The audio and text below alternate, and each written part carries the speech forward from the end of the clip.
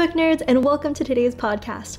We are joined by the incredible romance authors Ana Gomez and Kristoffer Polaha. Today they're going to be talking about their book series, the From Kona with Love. And today we're talking about the second book in the series that they just finished up, Where the Sun Rises. From Kona with Love series depicts multicultural romance, love, loss, and redemption woven into a family saga set in the beautiful islands of Hawaii. Though interconnected, each installment can be read as a standalone. Quick synopsis here about the story. When Mela Moana is paired up with Adam Yates to walk down the aisle together at her friend Andy's wedding, it isn't exactly a perfect match. Mela is the daughter of a plantation worker, and Adam is the son of one of the richest men in Oahu. Their worlds couldn't be more different, but they have one thing in common: big dreams. Dreams that'll take Mele back to Kauai while Adam pursues an incredible opportunity in Los Angeles. Adam wants to be in her life, and slowly Mele lets him in. He inspires her to face her fears, and she restores his faith in redemption. But with love comes sacrifice, and the goals they've worked so hard for may end up tearing them apart. Book 2 in the From Kona with Love series is set on the island of Kauai. Where the Sun Rises is a story about overcoming adversity, the promise of young love, and the valor in letting go. And without further ado, book nerds, let's get into the interview. All right, book nerds, welcome to the podcast today. I'm joined by Kristoffer and Ana. They're the authors of Where the Sun Rises. They're going to be talking to us about their newest book today. Guys, welcome to the channel. Hi, thanks for having us. Oh, of course. If you guys would like, to any of our readers or listeners that aren't too familiar with your guys' work, can you please introduce yourselves? I'm Ana Gomez, co-author of, oh my God, my phone, sorry. Co-author of the series. Chris, go ahead. Your dogs want all the attention. My name is Kristoffer Polaha, and I am the co-author of the From Kona with Love series with Ana Gomez. And our first book is Moments Like This. And our second book that just was published and released recently is called Where the Sun Rises. I got them right here. Look at this. I travel with the books just in case. You never know when you need them. Awesome. Love it. The cover art is absolutely gorgeous too. Yeah. And this is the first one that we did. This was published back in March of 2021. Awesome. Anna, are you still there? Yeah, I'm so sorry about that. It's just, yeah, I'm on crutches and I can't go upstairs to a more private place, so I'm in the middle of the dining room, so it's noisy. So sorry. Oh, that's okay. That's okay. Well, so I'm Ana Gomez. I'm the co-author of the books under the Kona with Love series. We have two now. It's Moments Like This and Where the Sun Rises. Awesome. And whoever kind of wants to get started with this, I'll ask the first question for you guys. From my understanding, because this is kind of like a spin-off, or it's kind of a continuation of your guys' first book, is that right? That's right. Yeah, in a way, yeah. And tell us a little bit about the story. Can you give us a bit of an introduction? Sure. I believe the book can be wrapped up like it's sort of two broken people. One is physically broken and one is spiritually broken, and they heal each other through love. And it's a love story set in Oahu, and then it mostly takes place on the island of Kauai. And you've got surfing as a backdrop, and it even dips into Los Angeles, and it dips into it's a really sort of wonderful love story. And we wanted to do sort of an anti-romance novel. And so we tried to do some things that are different, but one of the things is perspective. And so one chapter is Mele, our heroine's point of view, and then the next chapter is Adam's point of view. And it bounces between those 2 points of view throughout the entire book, which I thought was a lot of fun as a writer to dive in and out of two different characters' mindsets. Yeah, and the reason why Chris was probably a little hesitant when you said it's a continuation, because we introduced all the characters in book one, but each book is a standalone story. So this second book, Where the Sun Rises, is the story of Mele and Adam. That's right. Gotcha. All right, awesome. And then for Bailey and Adam, because you said it's kind of like an anti-romance, what do you guys think makes a good romance into a great romance story? Our books. Love, yeah, love, good love stories.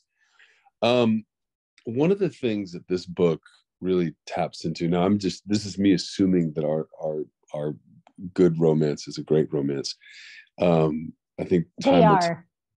but I think one of the things is, I was just talking to a friend of mine who knows Nicholas Sparks, and apparently um, the Notebook was based on his parents. And so it was a very personal story to him. And I think what you'll find in both moments like this and Where the Sun Rises, if you know Anna or if you know me, is that we've interjected a lot of our personal lives into these characters. Now, they're not autobiographical or they're not biographies or anything like that, but they're definitely Real. personal. Yeah, and they're personal to us. Oops, excuse me. And sorry. And I think that, in the instance of Melee and Adam, you've got two people who are sort of stuck in a moment, and when they meet each other, their love for each other is a catalyst for personal growth. And I've personally experienced that, and I think a lot of people have. When you meet somebody and they make you want to be a better person, and I think this is that kind of love story. And I think it's interesting. And we've also, in pop culture, we don't often get to see really strong female characters who are also Christian, who are like taking a stand in their life. And where most pop culture sort of treats anybody of faith as provincial and sort of, on the downside of cool, Melee is an absolute baller. And Melee is one of the coolest women I've, had a chance to be a part of creating, but also have read or will get to see on screen. I mean, she is truly a phenomenal human being who knows what she wants and who has put limitations on her life for very specific reasons to her. And those are celebrated in this book, which I don't think we get to see a lot of in our pop culture. And I thought that was something that's why it's the anti-romance, because, there's no steamy lovemaking in chapter. That's a spoiler alert, is it? Am I giving too much away, Anna? No. People might not read it anymore because there's no steamy. hot and heavy. No, but there's still a lot of sexy stuff, which is fun. But yeah, it's truly a romance. Like, it's truly a love story about two people making each other better because of their love for one another. Yeah. And you see their growth and their change. And I think that's really important about a story. Absolutely. And I was lucky enough to be able to read your guys' first book about Andy and Warren, and I just fell in love with the characters. They feel so organic. I'm curious, when you guys write the stories, does Kristoffer handle like the guy's viewpoint, and Anna, do you handle the women's, or do you guys swap or vice versa? What's the writing process like? The plan was, yes, he would do the male point of view and I would do the female, but it didn't end up that way. I think it was really organic. We ended up both contributing to each one's perspective. So yeah. Which was actually a lot of fun as writers, because she would get a chapter, or I would get a chapter of Adam, and I'd be like, yeah, like, that's Adam. So it was cool when you sorry guys, when you learn. Give me just 1 second. Anna, go ahead. I'll finish for him. So it's really cool when one of us, contributes something and writes a point of view, and then the other one just picks up right from where we leave off. It's cool that, you see it in the book where there's no change between perspectives or the voice. We've kept the voices constant, whether it was him writing the girl and me writing the guy or whatever. It's something we discovered actually in book 2, because it was more apparent in book 2 when we both started writing, and combining our points of views and our voices, that our voices were pretty similar in sort of like the writing style, and whether it's a male or female perspective. So that's right. So when you guys write the stories, are you usually kind of just sending each other prompts back and forth through email, or how does that work? Because with you guys writing it as 2 separate people and being in 2 separate locations, how do you guys come together for a cohesive storyline? So there was this weird schism in the universe, and one half of this entity was born in the Philippines, and the other half of the same entity was born in Nevada, and they connected again through these books. So when we write, it's like, I'm just kidding, I'm being really weird. What my point was, we're like the same person. So I love your word, using prompts. It's like we would, Anna would write a chapter, she'd send me the chapter. Then from that, I would write a chapter, send her back that chapter, the next chapter. And we kind of built book 2 that way. Book 1 was built very differently. But again, in a similar way, Anna said, go do this stuff. And so I had sort of a writing assignment, and I went off and wrote a bunch of stuff and then sent it back to her. So each book so far has actually been a really different process, which has been also a very cool aspect of our collaboration. Yeah. And it's not just we share a Google Doc, and we just, write one chapter, take turns, and add thoughts as we go along. But also it's a lot of the ideas even come through text or phone conversations, or would come up with like, okay, this is what's going to happen next. And what we found is exactly what Chris said in the beginning. He was being funny, but it's kind of true how just like our thought process was so connected or intertwined. Like we had the same ideas, and we knew where the characters were going. We just knew it from the beginning. We talked about it, and then we just went in that direction and just kind of embellished each other's thoughts and writing as we went along. So, and, to that end, I remember having a phone call with you when I was living at the Langley in the UK, and you and I had sort of a pitch story, sort of. Basically, we just pitched each other ideas, and we did a blueprint of where we wanted the entire series to go. And it was over the course of a few conversations, but this particular conversation was about 4 hours long, and we were just on the phone discussing book 1, book 2, book 3. We left book 4 kind of vague, but we knew what book 5 was going to be, and we decided, like, we had a very clear cut path of where, before we even began, like where we wanted this whole thing to go. And we left room to be surprised. We left room for characters to kind of, and we didn't pick the next characters though. We were just talking more story arc. That's right. Did we pick islands? Did we say the first one's Oahu, the second was Kauai, the third one will be Molokai, and then the fourth? I think we just winged it. I think we knew the first one was obviously the main island, and then we just talked about, hey, next time we'll be like, it wasn't a plan. It wasn't in the handwritten plan or the timeline that we talked about.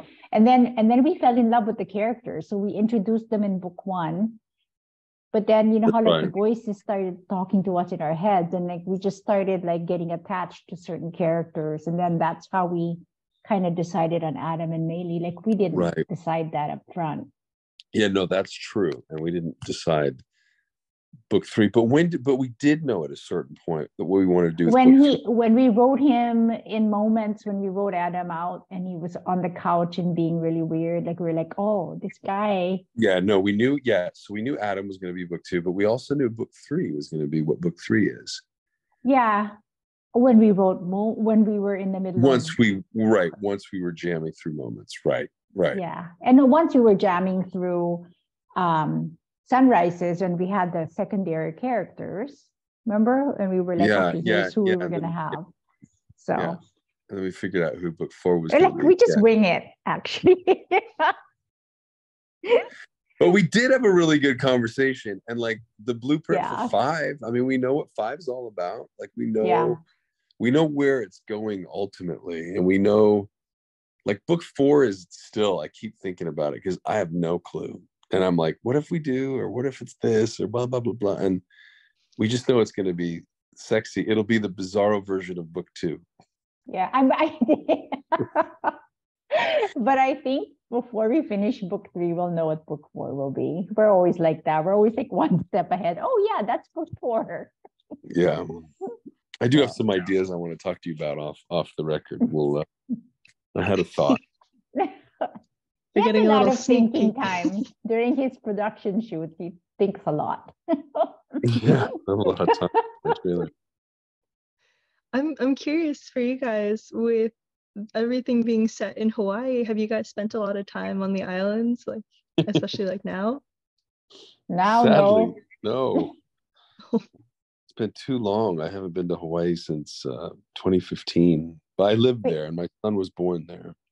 He lived there, which is why the Moments book was so vivid and descriptive. It's because that was Chris's actual experience. So he had lived there. That 2015, that 8 years ago? Yeah, I went to do an episode of Hawaii Five-0 back in 2015, and that was the last time I've been there. So we're going this year. Are you? No, we are. We all make the movie. Yeah. No, yeah. You're right. Yeah, we're gonna go live there again for a couple of months to make a movie. That must be exciting. Do you guys have a lot of upcoming projects and things that you're working on currently? Yeah, we have so Anna and I have 2 very different lives. And I think we really get a kick out of the fact that, so Anna's a CFO. I mean, she's literally running like a marketing firm. Don't tell her boss that, or her CEO, but she is the boss. But it's all numbers, and it's all, quarterly projections, and then she's partnered up with this guy who, like, I'm making a movie right now, but then after that, I have no idea what's next. And we're producing moments like this. We have the script. We're actively turning that into a film. So that's on the front burner. But yeah, then it's just, it's catch as catch can with this guy. So it's a really interesting. We're like the odd couple. Yes, but I'm kind of by osmosis. I'm becoming more chill about things, and you're becoming a little bit more. You're like, it's not happening fast enough. Yeah. So I think we're just, we're both blending, rubbing off on each other. Yeah. You're starting to kind of get cohesive and become like one brain cell. Well, it's different. It's a different process. Yeah. When it's very different. Chris and I can attest to that. When you meet a friend and you're friends, it's different when you're friends plus you're on this creative plane together. It's a little bit more, I guess, intense in the sense that you're in a different wavelength, right? So we're talking creatively.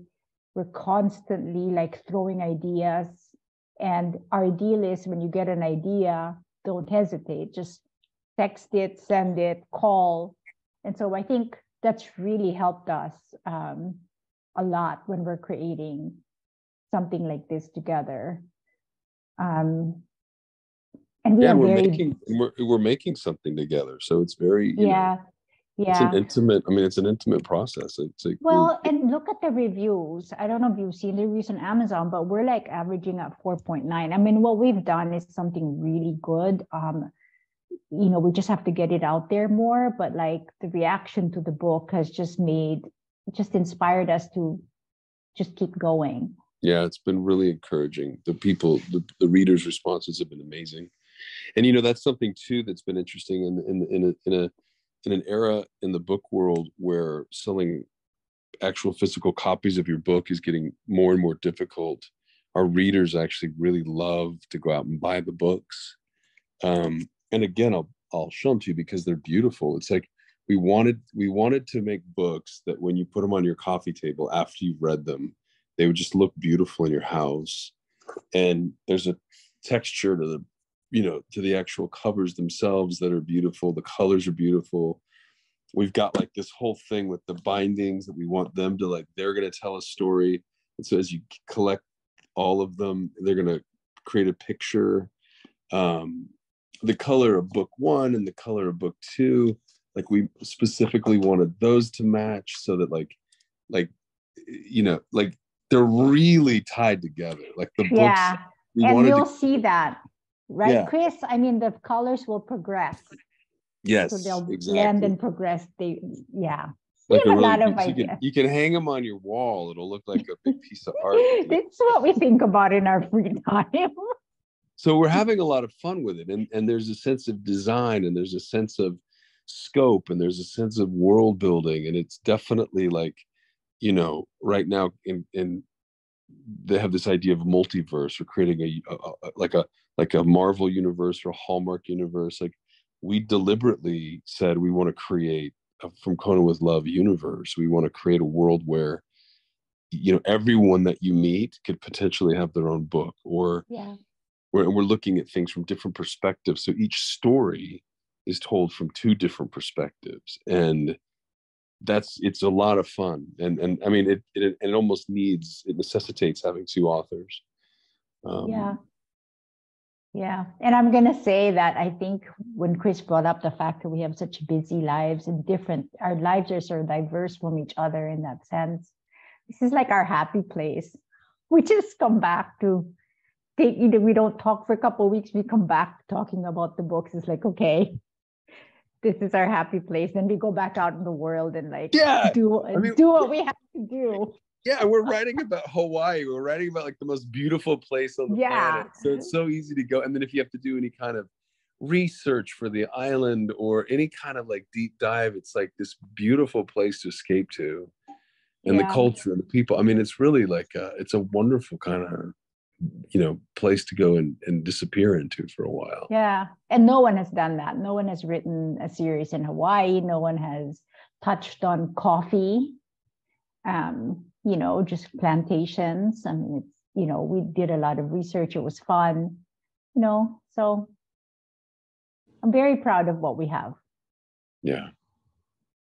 I think the story so far, as the first one stands, and I've read a little bit of your guys' new novel. I don't want to spoil anything yet, but I just think it's such a cohesive storyline. It's the details. I've never personally been to Hawaii or any of the islands, but just reading the descriptions and the way that you guys have written characters, it makes me feel like I'm there sitting on the beach with them in the little cafe, smelling the coffee. It's absolutely incredible. I think you guys are just phenomenal writers, and I'm honestly a big fan of the series so far. It's awesome. Thank you. And diverse. They're diverse. They talk about different cultures, which is very important to us. Yeah. So. And it absolutely sets them apart too, because with the main characters being interracial and talking about where they come from different backgrounds, I think it's just an incredible aspect of the story. And adding that with the fact that you're writing it from both the male and the female perspective just adds so much more detail and depth to it. Yeah. Thank you. Thank you. Oh, absolutely. And I'm kind of curious, like in terms of research, since I know that Kristoffer, you said that you've lived in Hawaii for a little bit, and with Anna, since you guys are planning on going back to Hawaii for the filming and you haven't been in a while, how long does it usually take you guys to research for these stories? How long did it take you guys to write the second book? Anna did a lot more of the like deep hitting, studying this, studying that, looking at waterfalls, like geographically, the deep dive. Like, I got a book on Kauai, like she actually sent me. She was like, you need to read this. And because I was really focused on the different aspect, like there were things that I was focused on, and there were things that she was focused on. Yeah, but you wrote just as much, and you were very focused on LA, which you knew, like, the back of your hand, right? Yeah, but interestingly enough, in this book, you were the one that took us on the tour, and I was the one that kind of, like there were different elements that it was interesting. Like, I was dealing like with different aspects of the I guess that's not fair either to say, though. I mean, I guess we both We carried the both load. did it. So A lot of I these think different things. we did. Yeah. We both for moments. I relied heavily on Chris because he lived there and he had that experience. He had those experiences. Like he went on tour, like he went on tours that you didn't need to book a tour for. Like he did like a local, like he lived like a local. So that was very important to the book. And then the second book for Kauai, we both did our research though, because we would then agree, like, hey, Right. they're going to a waterfall today. Right. And then, hey, they're gonna go to this place today, or she's gonna surf tunnels. Right, like the lighthouse or Yeah, like Barking yeah. Sand Beach. So and- I think we yeah. did the same amount of research. But to answer your question, how long? It didn't take us long to write the book. It took us like 6 months, maybe. You know, to be honest with you, I can't remember, because I remember doing a spurt in the fall and then being done with it in March. And then remember, we were done with it in March, and then we did kind of like a little rewrite, and we rejiggered the timeline in May. And then the book was out of our hands by June. Yeah, it took us a longer time because we had written a lot and we had some editing. We needed to do some editing because there was just too much material. So we had to cut it down. It was hard for us to cut it down, but we did. Yeah, we each wrote around like 70,000 words for this. Yeah, so we had 150,000 words, and they're like too much. And, you know, we got kind of carried away. And so we took away a lot of the superfluous things that we didn't write anything really extra, but we tried to take away everything that was that we could get rid of because we were asked to. Yeah, like the fat. But it took us 6 months. I think it takes us an average of 6 months to write together, because there's two people. I tell people it's so much easier to write when there's two of you. So I think it was 6 months, but the editing process was also like 6 months. Yeah. So it took us a year. It was a little more than a year, because when we released Moments Like This, we were already starting to write Sunrise. Yeah, we were done.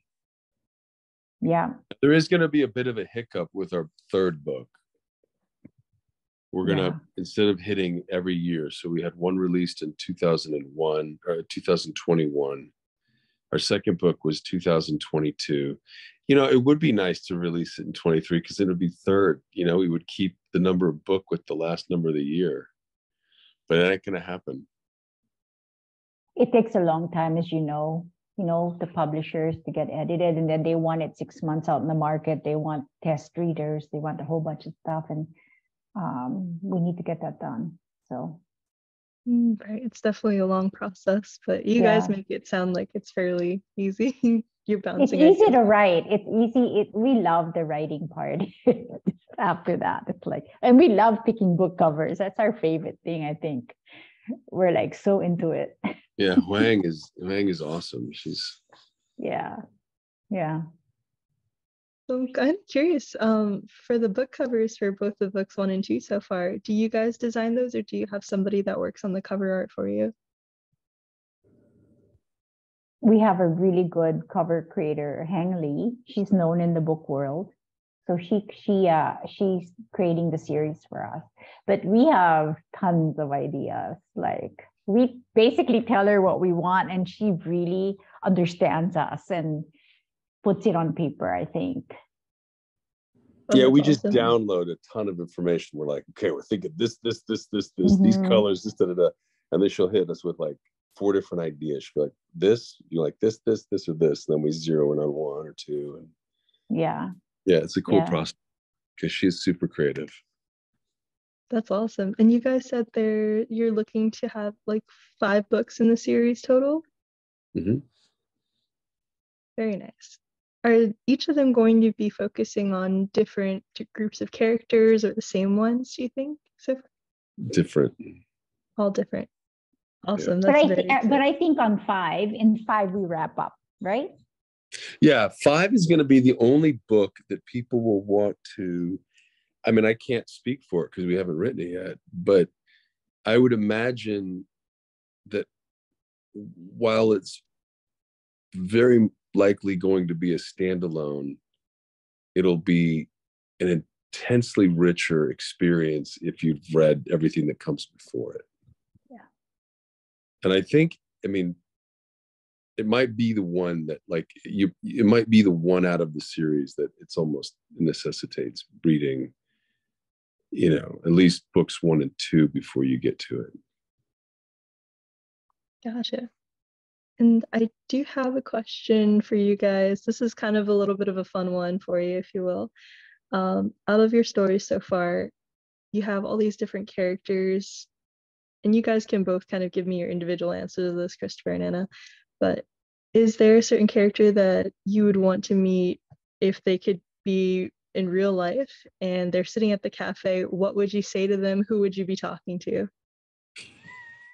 From our books, or from any books? From your book specifically, for your characters. But we know them so well. That's like a strangely exciting question for some reason. I don't know why. It's like, who do you want to meet? Yeah. In person, physically manifest into a person. Yeah. I mean, Andy is such an attractive woman to me. Like, she was just a really attractive, she just seems really, there's something about Andy that has always been, I don't know, she just,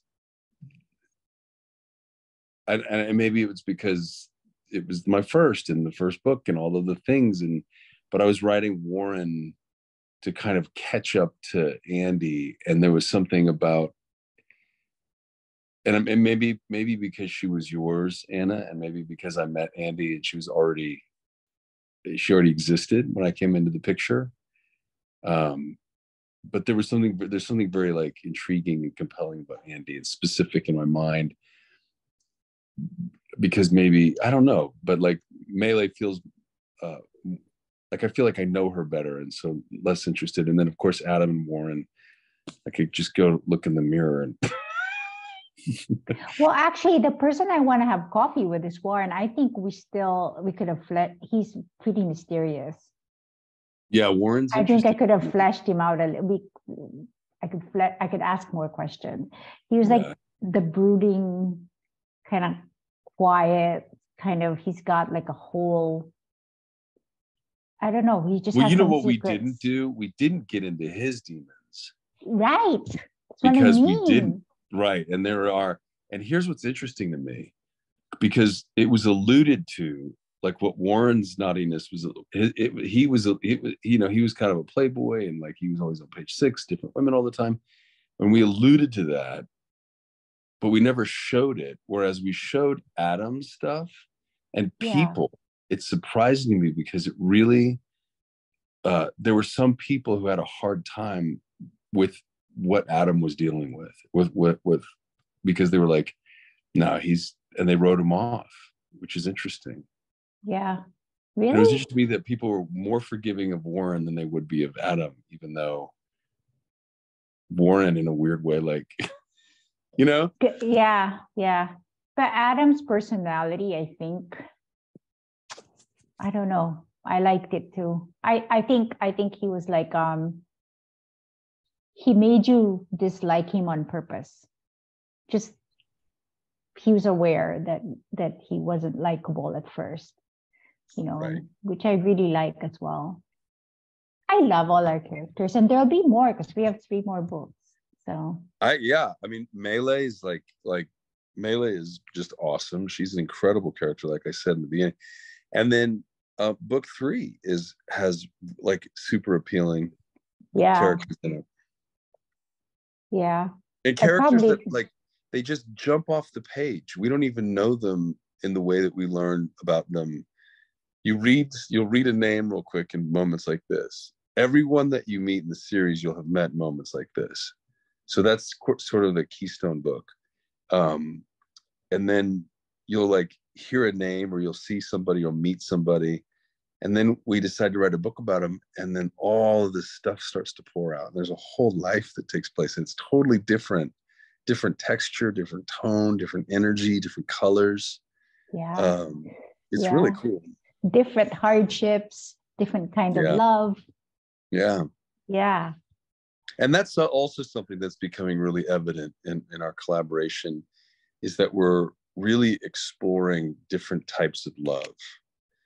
And I think what you got to see with Andy and Warren was a very sort of sensual, like that, just that hunger for another person, and just feral attraction, just like we're gonna, and with Andy and with Melee and Adam, it was a love that it had that same element, but it was also this, like, it was a more mature love for younger people. Like, it was a weird contradiction, because here you had these young 20 somethings, and the kind of love that they were experiencing was almost this really epic love that you experience once in your lifetime kind of deal. Like, Yeah.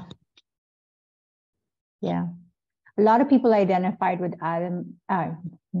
Warren and Andy. The people that identified with them are the people that we know, like around us, that are in the dating game, that are trying to find somebody, that have been heartbroken, or now trying to find a partner. And then we go to the young love, like the first love, the love that really transforms you, with Adam and Mary, and then we'll keep going. Our third book is going to be I think it's going to be my favorite. Maybe it's going to be very interesting. That's all I'm going to say. How excited I am for that. I'm so excited to see what you guys come out with next. Really, truly. Thank you. We're excited. Thank you. And we love what Jean and you all JeanBookNerds have been doing for our books, and the book shout out. Yes. Your supports. That's really meant a lot to us, and so we're grateful. We have big ideas for box number 3. We want to roll our sleeves up, guys. We're so grateful, right, Chris? Because it's become a big part of our book release. Yeah, it really has. Yeah. And this year was a little difficult because there were so many things happening. I had 4 different premieres, and then I had a fundraiser, and it was so hard to like block out time. But I feel like with the holidays, it was a cool way to get people to, it was an added little gift. But I know for moments like this particularly, people really, it was a really cool additive to the book release. I have a funny story. So when I dislocated my knee last week, and I was when I was in bed because I couldn't get up, my husband comes with a cup of coffee, and it's the Moment's cup. Like from out of the blue, he just fished it out and served me coffee. And that's such a good moment for me. It was like, oh, you're like, hey, it's my book. Yeah, it's my cup. You're like, I got a book on a mug. So. Oh, I love that. And our fans, anyone who's watching this, and what's amazing about our readership is that they will see Anna and my name attached to whatever you post on social media, and they will find this thing, even if we retweet it or not, or we do whatever people do. And we have such a wonderfully supportive, enthusiastic, encouraging fan base of readers and supporters, and people who've genuinely fallen in love with these characters, and who are invested in knowing where they go and what their future is going to look like. And you have no idea. That's like spinach to Popeye. I mean, that's such fuel. It gives us rocket fuel. It's amazing. Yeah. And I think we still haven't tapped the readers, and this in the book world, that are waiting for us to finish more books and then read them all at the same time. Right. So we haven't even tapped those types of readers that want to read a series when it's all out, So these are the group of people that they're like, I'm not reading it until it's done. Like they just want to wait, because they don't want to wait how long it's going to be between books. Yeah. Even if we tell them it's not related, they could read it. There's no cliffhanger. They still want to wait. So. And kind of going off of that, in terms of like readers and having like new people supporting your guys' work. Where can we find you guys on social media? You can find Chris everywhere. Not Even really. on TV. You can find me on TV. You can find Anna Gomez at Anna Gomez Books on Instagram. And you can find, what are you on? Are you Anna Gomez Books on Twitter as well? Yes. Yeah. And then I'm Kristoffer Polaha on Twitter and Polaha on Instagram. And if you know it, you know it. And if you don't, you will get fake accounts. You'll be like, CHRIS, or you'll have to figure it out. But see, that's the beauty of not being as famous. I don't get fake accounts, but Chris does have a lot, and they DM me all the time. Isn't it weird? Like, what are they after? Yeah. What do they want? It's the strangest thing. And I know it's not you because it starts with "Hi, beautiful." I'm like, no. Yeah, no. It's not Chris. That's not how he operates at all. So he has a lot of those. Oh my gosh. Guys, I just want to say thank you again so much. I'm so happy we got to interview you guys. I'm a big fan of your work as well.